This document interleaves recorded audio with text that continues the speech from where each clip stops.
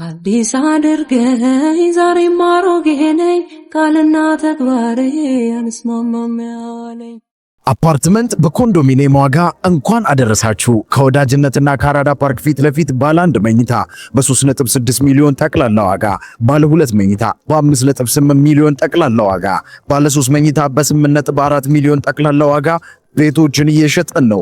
ልብ ይበሉ፣ ይህ ዋጋ 100% ለሚከፍሉ ደንበኞች 30% ቅናሽ ላደረግንባቸው ቤቶች ሲሆን 10% ከፍለው ቀሪውን የግንባታ ሂደት እያዩ መክፈል ለምትፈልጉ ደንበኞቻችን ባለ 2 መኝታ ከ840 ሺህ ብር ቅድመ ክፍያ ጀምሮ እንዲሁም ባለ 3 መኝታ ከ1.2 ሚሊዮን ቅድመ ክፍያ ጀምሮ ይዘንላችሁ መጥተናል። 60/40 የባንክ ብድር ያመቻቸን ሲሆን የእድል የሚቆየው ለጥቂት ቤቶች ብቻ ስለሆነ ከታች ባስቀመጥነው የድርጅቱ ስልክ ፈጥነው ይደውሉ። ሜሪት ፕሮፐርቲ የእግዚአብሔር ሰላምታ ይለውላችሁ ይድረስ። እንዴት ናችሁት ወንድሞቼ?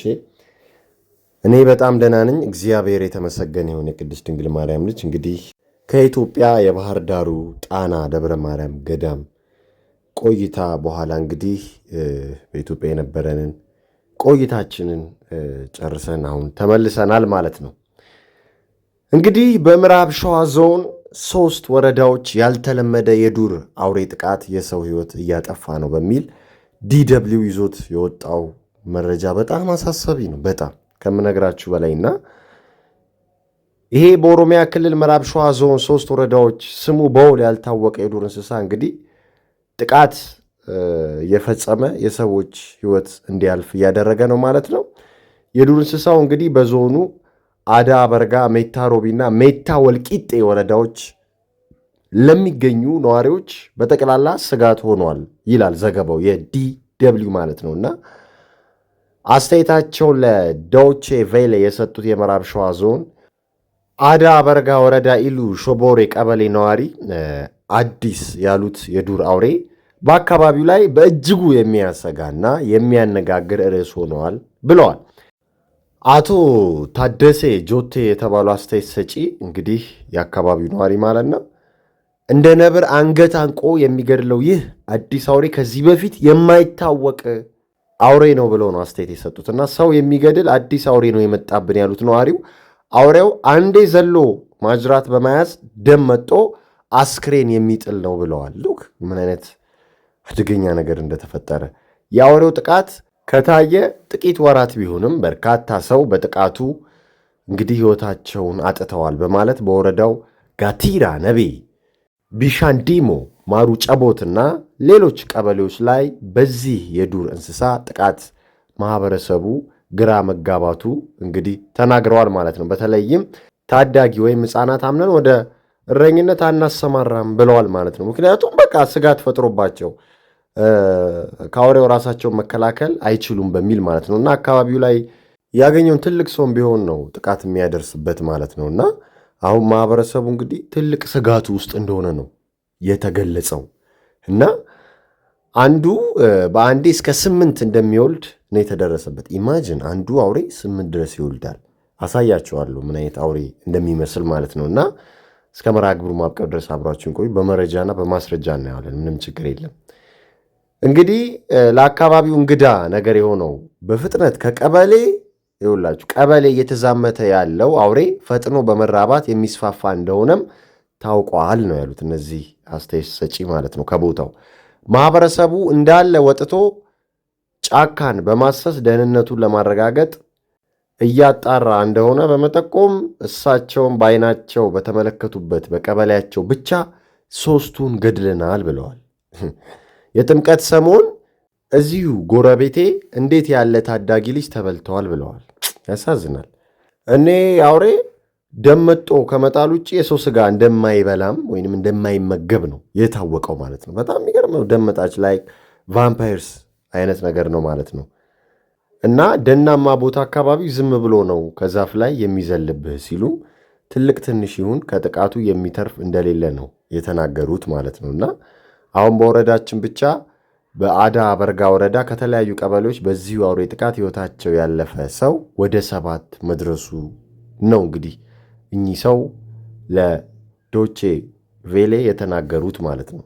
እና በአጭር ጊዜ ውስጥ የብዙ ሰው ደህንነት ምን ያህል ስጋት ውስጥ እንደገባም ነው አብረው የጠቆሙት ማለት ነው ለዶቼ ቬሌ ወይንም ለዲደብሊው። የሚገርም እኮ ነው ምን አይነት ርኩሰት እንደመጣ ሀገራችን ላይ። እና በአውሬው ጥቃት ማህበረሰብ ውስጥ የገባው ስጋት እንግዲህ በጣም አደገኛ ነው። ራሳቸውን መከላከል የማይችሉ ሕፃናትና አረጋውያን ስጋት ላይ ወድቀዋል የተባለው እና ከሳምንታት በፊት ተከስቷል ያሉትንም ተናግረዋል ለዶቼ ቬሌ እንዲህ ብለው አንዲት እርጉዝ ሴት እንጪኒ ሸቦሬ በሚባል ቀበሌ ውስጥ ነጠላ አንገቷ ላይ ጠምጥማ እየሄደች ነው እየተጓዘች እያለች ዘሎባት እንግዲህ አንቆን እንዳያዛት ነው እንግዲህ የተነገረው ማለት ነው። እና አላያው ላይ ሰፍሮ ማለት ነው። ከዛ የደረሱልኝ ዋይታ ስታሰማ ሰው ደርሶ እንዳስጣላት ነው የተነገረው። ፊቷ ላይ ከመቦጫጨር ውጪ ለከፋ ጉዳት ሳትዳረግ ቀርታ አሁን ሆስፒታል ገብታ መንታ ልጆችን በሰላም ተገላግላለች ብለዋል። እንዲህ ያለን አውሬ እንግዲህ እንዲህ ብለን ስሙን አናቀውም የሚሉት አስተያየት ሰጪው የአካባቢው ነዋሪ ልጆችን ወደ እረኝነት ወይም ወደ ትምህርት ቤት ለመላክ ማህበረሰቡ ከፍተኛ ስጋቱ ውስጥ ወድቋል ነው የተባለው። እና ስጋቱ በተከሰተበት የአዳ በርጋ ወረዳ ለማህበረሰቡ የጥንቃቄ ማስጠንቀቂያ ተላልፈዋል። ወረዳው በማህበራዊ ትስስር ገጹ ላይ ባጋራው መረጃ ነብር የሚመስል ያለው አደገኛ አውሬ በሰዎች ላይ ጉዳት ስለሚያደርስ ማህበረሰቡ አስፈላጊውን ጥንቃቄ እንዲወስድ አሳስበዋል ተብሏል። በመንግስት ደረጃ ማህበረሰቡ ለሚያቀርበው ከፍተኛ ስጋት ምን ምላሽ እየተሰጠ ነው በሚል ዶቼ ቬለ ለምዕራብ ሸዋ ዞን ኮሚኒኬሽን ጽሕፈት ቤት ብደውልም የዞኑ ኮሚኒኬሽን ተወካይ አቶ ወርቁ ሁንዴሳ እስካሁን መረጃው ቢኖራቸውም ከወረዳዎቹ በዞን ደረጃ ድጋፍ አልተጠየቀም ብለዋል። ተመልከቱ እንግዲህ በዞን 3 ወረዳዎች ወሮታል ስለተባለው ያልተለመደ አውሬ ምንነት ለመጠየቅ በኦሮሚያ ደንና ዱር እንስሳ ጥበቃ አዲስ አበባ ቅርንጫፍ ደውለንም ቅርንጫፍ ጽሕፈት ቤቱ አካባቢው ላይ የሚያስተዳድረው ደን ባለመኖሩ እስካሁን መረጃው እንደሌላቸው የቅርንጫፉ አንድ የአመራር አባል ነግረውናል ይላል። የሚገርም እኮ ነው። ማን ነው አምጥቶ የበተናቸው? ማንስ ነው ኃላፊነት የሚወስደው? ህዝብ እያለቀ የሚመለከተው አካል እባካችሁ ድረሱላቸው። ወደ ሌላ ቦታም እየተስፋፋ ነው እና የዱር አውሬው ምንነት እንግዲህ እዚህ ጋር የተገለጸውን እንግዲህ በቀጥታ በኤአይ ቀይሬው ይህን የሚመስል ፒክቸር ሰጥቶኛል ማለት ነው። ስለዚህ አውሬው ይህን ሊመስል ይችላል እና እስካሁን በአካባቢው ያልታየውና ገና ዘንድሮ ማየታቸውን የገለጹት ነብር መሳይ አውሬው የተለያዩ መልኮች እንዳሉት ነው የተገለጸው ማለት ነው። እና ይሄ አዳኝ አውሬ አንድ ዝርያ ሆኖ በፍጥነት እየተዛመተ እየመጣ ያለ እንደሆነ ነው የተነገረው። ቢያንስ 3ቱን አይነቶች ነው እስካሁን ያስተዋለው የሚሉ አቶ ታደሰ የተባሉ ነዋሪው ወረዳውም ችግሩን አውቆ ግንዛቤ እየሰጠበት ነው ብለዋል። ጥሩ ነው ይሄ መሆኑ። ሌላው አስተያየት ሰጪ የዚሁ አዳ በርጋ ወረዳ ማሩ ጨቦት ቀበሌ ነዋሪ የሆኑት አባወራ ናቸው። ምን አሉ እሳቸው?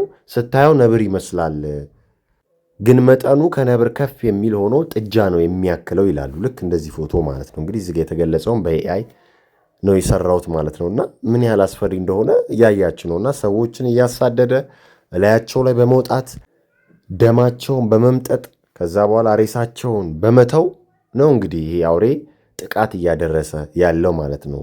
ስጋ አይመገብም። የሚገርም ነው። ደም ብቻ ነው የሚፈልገው። ደም መጣጭ ነውና አንዳንድ ነገሮችን ቼክ ለማድረግ ፈልጌ ነበረ። እንደዚህ አይነት አውሬ እስካሁን ኤግዚስት ስለማድረጉ ብዙ እርግጥ የሆኑ መረጃዎች የሉ።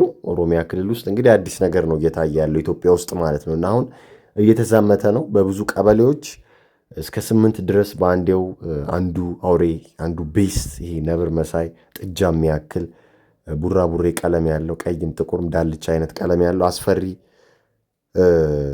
አውሬ እንግዲህ በየቦታው እየተዛመተ ነው ወንድሞች። ይህን ነገር መንግስት የሆነ ነገር ሊለው ይገባል። ተፈልጎ እስካልተደረገ ድረስ ተፈልጎ እንዲራቡ ተፈልጎ ሰው እንዲገድሉ እየተደረገ እስካልሆነ ድረስ መቆም አለበት እና ከዚህ በላይም የሰው ነፍስ ሳይጠፋ መንግስት ከፍተኛ ርብርብ ማድረግ አለበት ማለት ነው። እና አደገኛ ነገር ነው ይሄ የሰው ደም መጣጭ እንግዲህ ቢስት ነው ማለት ነው ኢትዮጵያ ውስጥ የተከሰተው። እና ሌሎች ሚዲያዎች አሁን ቢሰሙ ያጥለቀልቁታል እንደ ጉድ ዜናውን ማለት ነው።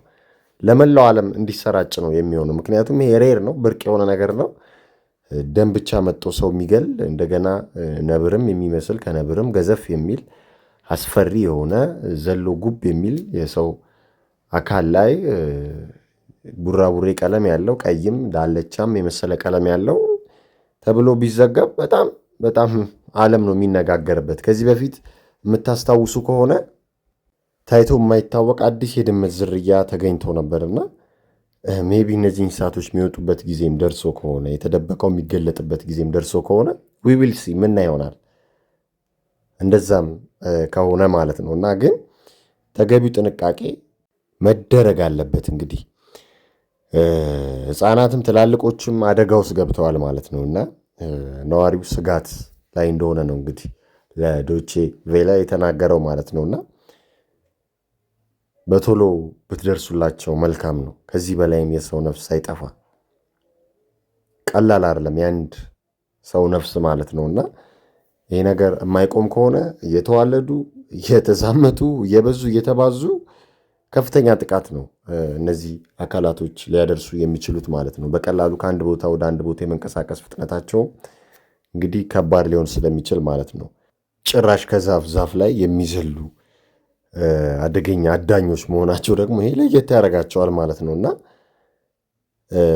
የመንግስት አካል በቶሎ ቦታው ላይ ደርሶ በቁጥጥር ስር መዋል አለበት እየሆነ ያለውን ነገር ማለት ነው። እኛና አቅም የኛ ቦታ አይደለም አይመለከተንም ምናምን የሚል ነገር አያዋጣም። የሰው ነፍስ ነው እየጠፋ ያለውና ዞኑም ወረዳውም መንግስትም በአንድ ሆኖ መስራት መቻል አለበት። ነዋሪው ከዚህ ስጋት ውስጥ ነዋሪው ከዚህ ደም መጣጭ አውሬ መውጣት አለበት። ይህንንም አውሬ በቁጥጥር ስር መዋል ተገቢ ነው ማለት ነው። እንግዲህ ወንድሞቼ ፈጣሪ ድረስላቸው እዛ አካባቢ ያሉ ነዋሪዎችን። ፈጣሪ ሁላችንም ከዲያብሎስና ከዲያብሎስ ራስ ፈጻሚዎች ይጠብቀን። ሰላም ለእናንተ ይሁን። አበቃን።